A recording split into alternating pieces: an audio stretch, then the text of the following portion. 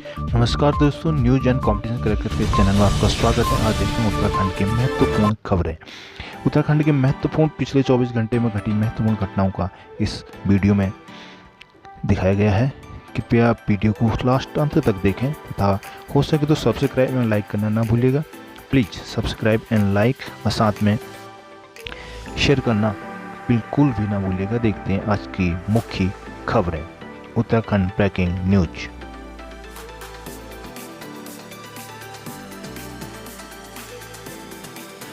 उत्तराखंड में Covid curfew 17 अगस्त तक बढ़ाया गया। राज्य सरकार ने उत्तराखंड में कोरोना कर्फ्यू एक हफ्ते के लिए बढ़ा दिया गया है। विभिन्न राज्यों से आने वाले लोगों के लिए सीमा पर RT-PCR की 72 घंटे पूर्व की नेगेटिव रिपोर्ट की बाध्यता बरकरार रखी गई है। सोमवार शाम को मुख्य सचिव डॉक्टर SS संधू ने यह आदेश जारी किए। सरकार ने पिछले हफ्ते की कोविड कर्फ्यू के गाइडलाइन को यथावत 17 अगस्त तक सुबह 6 बजे तक के लिए लागू कर दिया गया है। मुख्य सचिव ने कहा कि जिन व्यक्तियों की कोरोना वैक्सीन की दूसरी डोज 15 दिन के पूर्व लग चुकी है, यदि वह इसका प्रमाण दिखाते हैं तो उन्हें एयरपोर्ट, रेलवे स्टेशन या फिर राज्य की सीमा पर प्रवेश की अनुमति रहेगी। जबकि जो व्यक्ति प्रमाण पत्र नहीं दिखा सकेंगे, उन्होंने 72 घंटे पूर्व RT-PCR, ट्रेनेट व एंटीजन जांच की नेगेटिव रिपोर्ट अनिवार्य रूप से दिखानी होगी। आदेश में कहा गया कि व्यापारिक प्रतिष्ठान हर दिन रात 9 बजे अनिवार्य रूप से बंद हो जाएंगे, जबकि होटल व रेस्टोरेंट के लिए रात 10 बजे तक का समय निर्धारित किया गया है। वीकेंड पर पर्यटक स्थलों पर भीड़ भाड़ पर रोक लगाने के लिए सभी डीएमओ को अधिकार दिए गए हैं। राज्य के भीतर विभिन्न जिलों में आवाजाही के लिए कोई प्रतिबंध नहीं रखा गया है। अलबत्ता लोगों को कोविड गाइडलाइन का पालन करना होगा।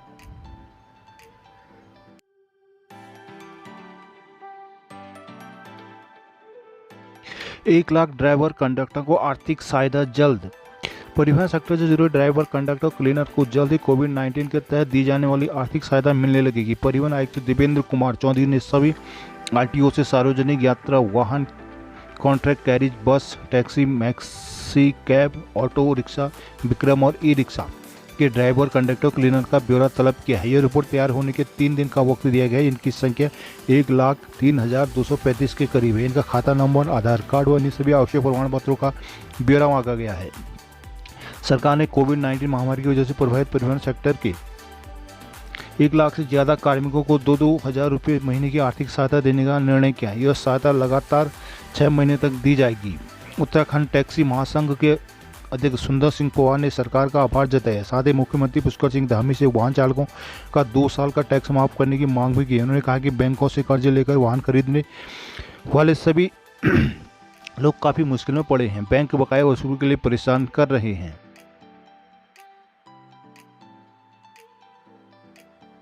पुलिस पदक और चिन्ह से नवाजे जाएंगे प्रदेश के 27 पुलिस कर्मचारी। उत्तराखंड पुलिस में सराहनीय सेवाओं के लिए पुलिस पदक और चिन्ह से 15 अगस्त को 27 पुलिस अफसर कर्मी नवाजे जाएंगे। DGP अशोक कुमार ने सोमवार देर शाम को सेवा के आधार पर और वरिष्ठ कार्य के लिए मुख्यमंत्री सराहनीय और सेवा पदक, उत्कृष्ट और सराहनीय सेवा सम्मान चिन्ह प्रदान करने की घोषणा की है। पुलिस मुख्यालय के अनुसार पिथौरागढ़ के पुलिस उपाध्यक्ष राजन सिंह गौतेला और 40वीं वाहिनी PSC के मुख्य आरक्षी भगवती प्रसाद पंतों को सेवा के आधार पर सराहनीय सेवक पदक मिलेगा। वरिष्ठ सेवा कार्य के लिए मुख्यमंत्री सराहनीय सेवा पदक STF साइबर थाना देहरादून के पुलिस उपाधीक्षक अंकुश मिश्रा और STF के उप निरीक्षक उमेश कुमार को दिया जाएगा। सेवा आधार पर यह 6 उत्कृष्ट सेवा सम्मान चिन्ह इस बार पिथौरागढ़ के पुलिस उपाधीक्षक ओम प्रकाश, पुलिस मुख्यालय के परिसर निरीक्षक मनीष कुमार जायसवाल, SDRF के उप निरीक्षक बलबीर सिंह, मुख्य पुलिस मुख्यालय के उप निरीक्षक दीपक नौटियाल, 31वीं वाहिनी PSC के प्लाटून कमांडर पप्पू सिंह और देहरादून के लीडिंग फायरमैन अजय प्रकाश सेमवाल को दिया जाएगा।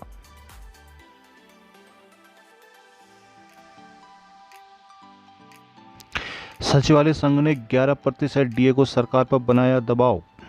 CM पुष्कर धामी ने सचिवालय संघ के साथ बैठक की। संघ ने 14 सूत्री मांग पत्र सौंपकर 11% DA लागू करने की अनुरोध किया है। पुरानी ACP लागू करने की मांग भी उठाई गई। सचिवालय संघ के अध्यक्ष दीपक जोशी ने CM को 31 जनवरी 2019 को सरकार के साथ लिखित समझौते की याद दिलाते हुए प्रमोशन में शिथिलीकरण नियमावली 2010 फिर प्रभावित करने, पुरानी पेंशन को बहाली को राज्य सरकार का संकल्प पत्र केंद्र सरकार को भेजने की मांग की है। सेवारत पति पत्नी का मकान किराया भत्ता गोल्डन कार्ड की खामियां दुरुस्त कर सीजीएचएस दरों पर संचालित करने का जीरो जारी हो। सचिवालय भत्ते की दर मूल वेतन का 10% हो। संघ ने कहा कि सचिवालय परिसर में कार्मिक टीन सेट में गर्मी में बैठने को मजबूर हैं। बैठने को पर्याप्त स्थान, फर्नीचर का भी अभाव है।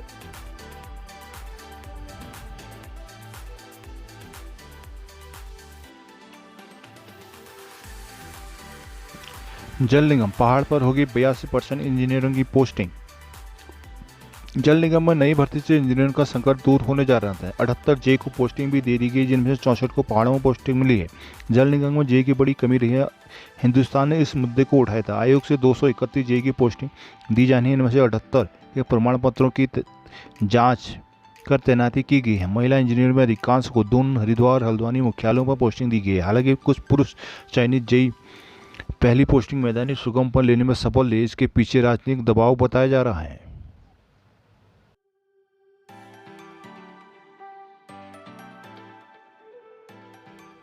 बस्तियों में घर जा जाकर टीकाकरण होगा।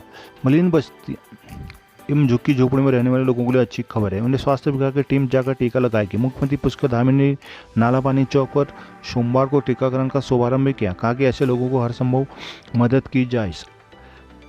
आवास विहीन परिवार को अक्षय पात्र संस्था के सहयोग से राशन किट का वितरण भी किया जा रहा है। अस्थायी प्रवास वाले घुमंतु समुदाय के लाभार्थियों के मोबाइल टीकाकरण अभियान की शुरुआत कर सीएम ने कहा कि सरकार ने दिसंबर अंत तक 100% कोविड टीकाकरण का लक्ष्य रखा है। ऐसे में हर वर्ग, समुदाय व व्यक्ति का टीकाकरण किया जाएगा। आवास विहीन मलिन बस्तियों में रहने वाले हर व्यक्ति का टीकाकरण होगा। उन्हें सरकारी सहायता राशन किट भी प्रदान की जाएगी। सीएम ने बताया कि अक्षय पात्र फाउंडेशन के साथ मिलकर आवास विहीन लोगों को चिन्हित कर राशन वितरण किया जा रहा है। जिले में प्राथमिक तौर पर ऐसे 314 लोगों की सूची तैयार की गई है। योजना का लाभ सड़क किनारे टेंट लगाकर रह रहे लोगों को मिलेगा। इस दौरान स्वास्थ्य मंत्री धन सिंह रावत, विधायक उमेश शर्मा, काऊ खजानदान, DM doctor R Rajesh Kumar, CMO doctor Manoj Kumar Upreti, जिला प्रतिरक्षण अधिकारी डॉक्टर सुधीर पांडे, रायपुर अस्पताल के चिकित्सा अधीक्षक डॉक्टर आनंद शुक्ला आदि मौजूद।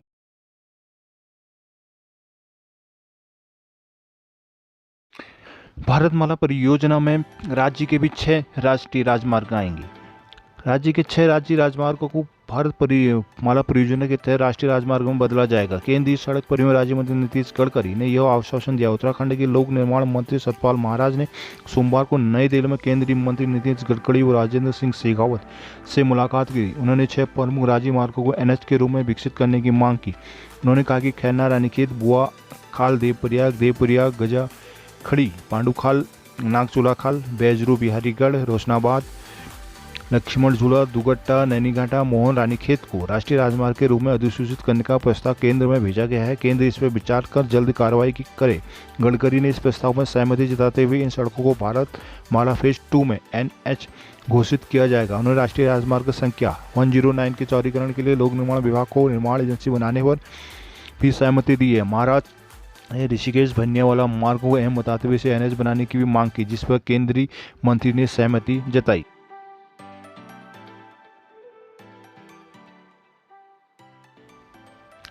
देहरादून के प्रसिद्ध पृथ्वीनाथ महादेव मंदिर में सामूहिक जलाभिषेक।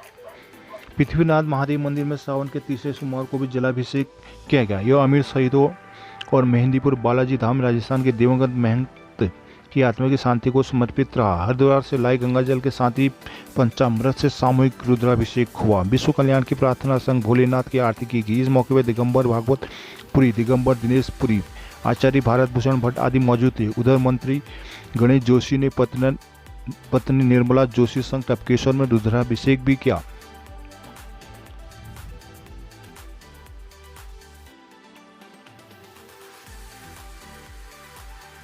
राज्य में जल्दी खोला जाएगा महिला विश्वविद्यालय। मुख्यमंत्री पुष्कर सिंह धामी ने कहा कि राज्य में लड़कियों की शिक्षा को बेहतर अवसर प्रदान करने के लिए महिला विश्वविद्यालय खोलने का संभावना तलाशी जा रही है। खेलों के विकास के लिए खेल नीति भी बनाई जा रही है। सोमवार को मुख्यमंत्री आवास स्थित कैंप कार्यालय में जब सीएम को साथ बन जाए बात कार्यक्रम के तहत बात कही तो धामी ने इस दौरान जन्म उधम सिंह नगर के विभिन्न स्कूलों के छात्रों से वर्चुअली संवाद किया। मुख्यमंत्री ने उनसे जीवन में सफलता के लिए अपने जीवन को लक्ष्य निर्धारित करने का कहा। मुख्यमंत्री ने कहा कि युवा देश की ताकत है, युवा समय को बेहतर सदुपयोग कर जीवन में सफलता प्राप्त कर सकते हैं। बीता हुआ समय लौट कर नहीं आता, इसलिए समय के साथ चलकर उनकी उपयोगिता को समझना जरूरी है। उत्तराखंड के लगभग 9 लाख किसानों के खातों में किसान सम्मान निधि के रूप में 225 करोड़ रुपए जल्दी जारी कर जाएंगे। प्रधानमंत्री मोदी ने यह राशि डीबीटी के जरिए हस्तांतरण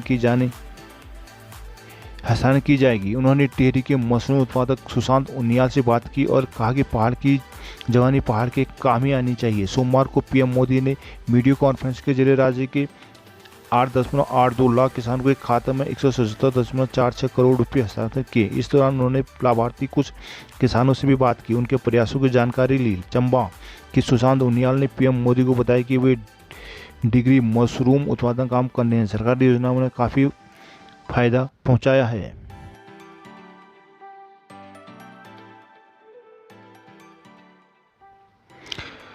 काफी लंबे समय के इंतजार के बाद उत्तराखंड लोक सेवा आयोग ने आखिरकार सिविल प्रवर अधीनस्थ सेवा परीक्षा की विज्ञप्ति जारी कर दी है।